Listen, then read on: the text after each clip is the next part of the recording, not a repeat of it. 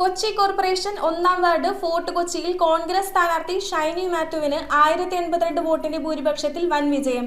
നിലവിലെ കൗൺസിലറായ ഷീബ ലാലിനെ പിന്തള്ളിക്കൊണ്ടാണ് ഷൈനി മാത്യു വിജയം കൈവരിച്ചത്. Kochi corporation 1-ാം ward fort Kochi തെരഞ്ഞെടുപ്പിൽ UDF സ്ഥാനാർത്ഥി ഷൈനി മാത്യു തകർപ്പൻ വിജയം നേടി കൗൺസിലിലേക്ക് തെരഞ്ഞെടുക്കപ്പെട്ടു. ഫോർട്ട് കൊച്ചി 1-ാം ഡിവിഷനിൽ നിന്നാണ് ഞാൻ വിജയിച്ചിരിക്കുന്നത്.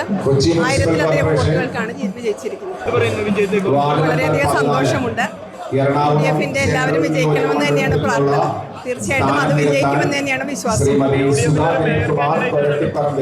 അത് പാർട്ടി തീരുമാനം. ശക്തമായ മത്സരത്തിൽ LDF സ്ഥാനാർത്ഥി ഷീബ ലാലിനെയാണ് ഷൈനി മാത്യു പരാജയപ്പെടുത്തിയത്. ഷൈനി മാത്യു ആകെ 2071 വോട്ടുകൾ നേടിയാണ് വിജയം ഉറപ്പിച്ചത്.